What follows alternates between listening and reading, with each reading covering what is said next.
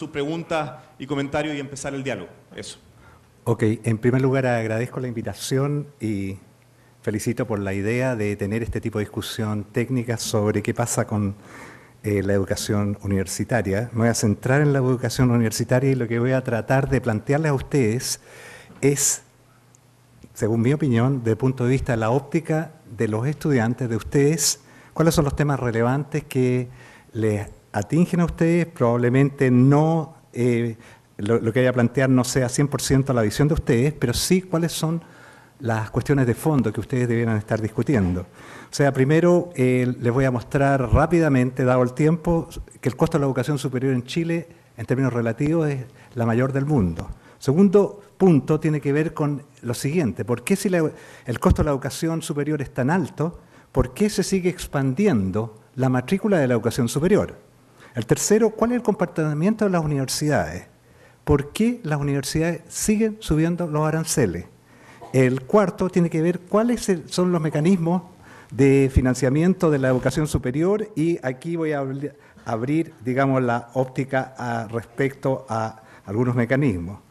Ok, aquí este gráfico ustedes tienen la relación de aranceles de educación superior relativizado por PIB per cápita. Esta es la fuente OECD y ustedes pueden ver nuestros socios, países socios de la OECD. Chile es el país en términos relativos que tiene mayor costo relativo de la educación superior.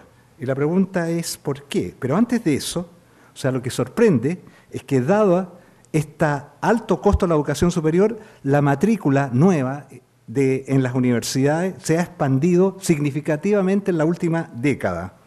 Esto, para verlo en forma más clara, a nivel de todas las universidades, hasta el 2008 los porcentajes no han cambiado mucho, 6,8% la nueva, y si ven la parte roja, donde más ha aumentado es en las universidades de la región metropolitana, las universidades privadas de la región metropolitana. Pero el otro punto que quiero hacer rápidamente aquí es que donde más ha aumentado no ha sido en el quintil quinto, sino en los quintiles 1 a 3 o 1 a 4 con porcentajes cercanos al 60%. Entonces tenemos una paradoja aparente acá.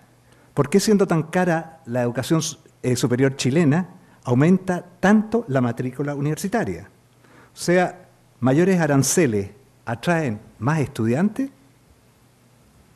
Aún más, incluso lo que ustedes vieron, aumenta relativamente más la matrícula de los quintiles 1 a 4. Entonces la pregunta de fondo es ¿por qué los estudiantes de menores ingresos optan por ir a universidades tan caras? Y la respuesta, hay dos respuestas distintas. Una tiene que ver con la alta tasa de retorno de la educación superior, y la segunda explicación tiene que ver con el incremento del crédito. Aquí veamos cuál es el valor agregado por la educación superior en países desarrollados y Chile.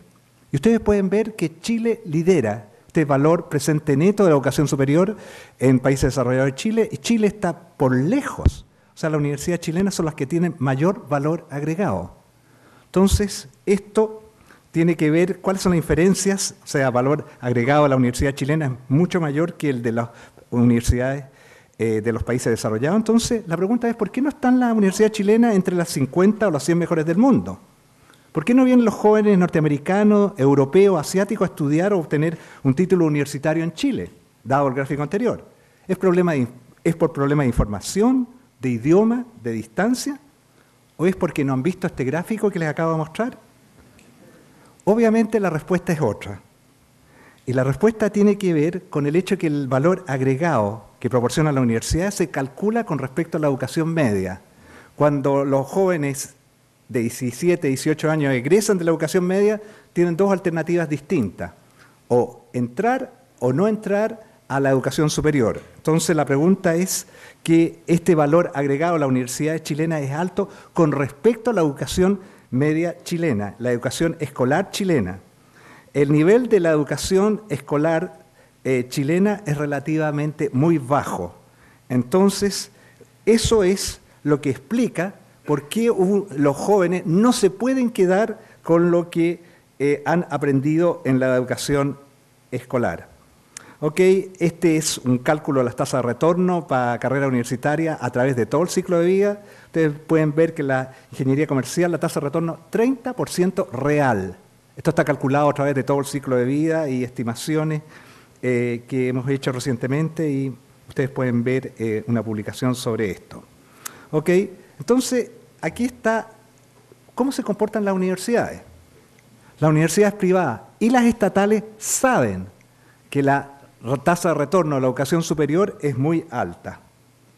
Entonces, además, las universidades se tienen que autofinanciar. ¿Ok? Entonces, ¿qué hacen? ¿Qué les enseñamos a ustedes en los cursos de microeconomía? ¿Qué dice la racionalidad económica? ¿Ok? ¿Qué les conviene hacer? Pues bien, miren lo que les conviene hacer. Aumentos reales de los aranceles en carreras seleccionadas.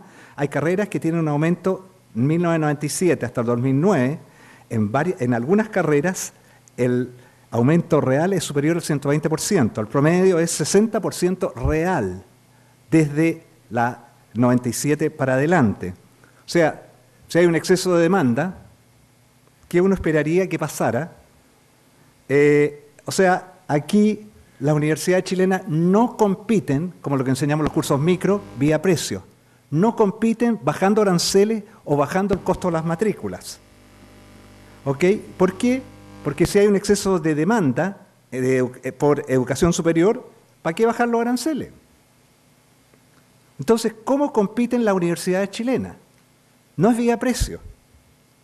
Y el tipo de competencia es marketing y infraestructura. Marketing y páginas sociales de los diarios. ¿Por qué páginas sociales de los diarios? ¿Qué tiene que ver con la calidad de la educación superior? Marketing y acreditación. Ok, en síntesis, marketing. El costo del marketing, y lo que hacen todas las universidades, gastan montones en marketing. Ok, en la época en la cual los estudiantes tienen que escoger qué universidades se van, el costo de publicidad de las universidades solo superado por el costo de publicidad de las grandes empresas comerciales, Falabella, Almacenes París, Ripley y los supermercados. Nos ganan. Pero el resto, los que venimos detrás, somos las universidades. ¿Ok? El gasto de los hogares por estudiante universitario como proporción del PIB, ahí ustedes nuevamente tienen estos cálculos relativizados y ven que el gasto relativo de hogares por estudiante universitario en Chile es el mayor del mundo, mayor que en Corea, mayor que en Estados Unidos, mayor que en Japón, que son los países en los cuales hay un sistema similar al nuestro. ¿Ok? La incidencia del costo de educación superior de un hijo en ingreso familiar por quintiles, 2006, la CACEN del 2006, el costo de un estudiante supera el 40% del ingreso familiar en los 3 quintiles menores. Si uno corrige por la beca que se da a los quintiles inferiores, entonces los quintiles de abajo pueden paliar, los que reciben las becas, este problema. Pero ¿qué pasa con la clase media? ¿Qué pasa con los quintiles 2, 3, 4? ¿Okay? Por otro lado, el gasto público en educación superior, como porcentaje del PIB, el gasto público chileno es el menor del mundo. ¿Okay? Ahí ustedes tienen en términos relativos cuánto se está gastando como porcentaje de PIB. Y por estudiante, Chile está entre los 3 países con menor gasto público por estudiante del mundo. O sea, solo nos supera en menor gasto Corea y Japón. ¿Ok? Pero si uno hace el cociente, gasto privado, gasto público en educación superior, Chile es el país con mayor coeficiente de gasto privado, gasto público en educación superior. O sea, y aquí ustedes pueden ver los porcentajes, estamos lejos del país que nos sigue, y estos 3 países, Corea, Japón y Estados Unidos. ¿Ok? Ese es el contexto, esos son los datos. ¿Cuáles son los mecanismos entonces que hay para financiar la educación superior? La primera cuestión es la siguiente. Se sabe, y ustedes vieron, las elevadas tasas de retorno a la educación superior. Estas se internalizan y, en consecuencia, si los que terminan la educación superior no debieran recibir en mi opinión, beca 100%, porque después van a tener un flujo de ingresos que les va a permitir parte del crédito con el cual yo creo que debieran financiarse. O sea, la elevada tasa de retorno de la educación superior debiera generar automáticamente un mercado de crédito competitivo. Pero lo que vemos es que no se crea. Entonces la pregunta es ¿por qué? ¿Por qué no hay un mercado competitivo de crédito para la educación superior? Y la respuesta, tiene que ver con lo siguiente. La inversión en educación superior tiene gran incertidumbre para los estudiantes y para los bancos. La capacidad de los estudiantes de poder terminar la carrera, que finalicen sus estudios y qué pasa después en el mercado laboral. ¿Cuánto van a estar ganando una vez que terminan? Esta incertidumbre la tienen tanto los estudiantes como los bancos. ¿Ok? Ahora, hay varios riesgos asociados a este. El riesgo de invertir en educación superior, algo tiene que ver con la calidad de la educación superior. Va a depender dónde uno entra, qué escuela entra. No todas las facultades de esta universidad están al mismo nivel. Hay algunas que están a un nivel bastante precario. ¿Okay? Pero el otro problema que hay es el riesgo financiero en el cual se incurre cuando uno se endeuda con el sistema financiero. Cobran altas tasas de interés.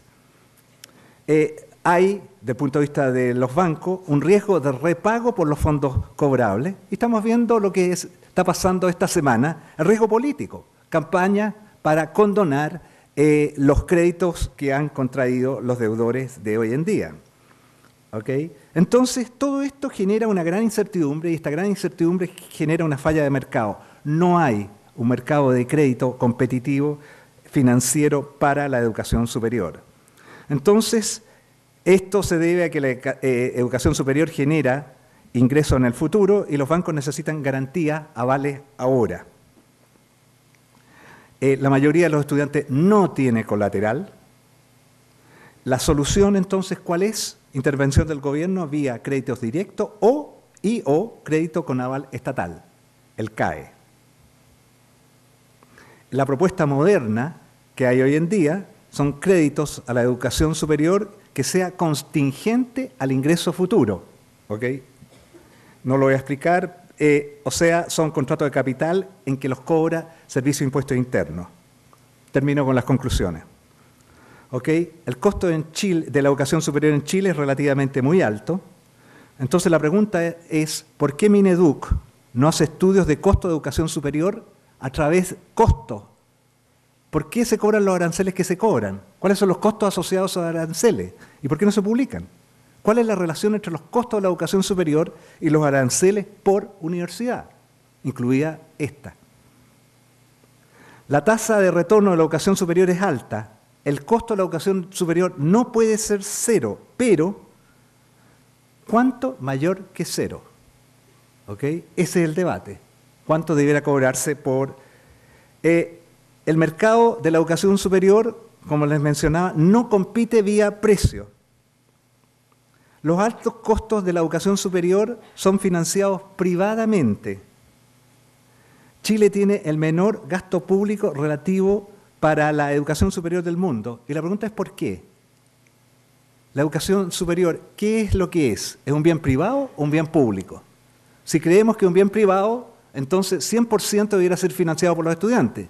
Si creemos que es un bien público, entonces una parte importante debería ser financiado por el gobierno. ¿Por qué los otros países tienen una relación totalmente distinta a la que tenemos nosotros? ¿Por qué aquí existe la percepción de que la educación superior es fundamentalmente un bien privado? ¿Acaso la educación superior no es el principal mecanismo de movilidad social que tenemos en este país? ¿Qué otro mecanismo tenemos? Y si la movilidad social importa y le importa a la sociedad, y genera un bien público, entonces, ¿por qué este bien público no recibe recursos públicos?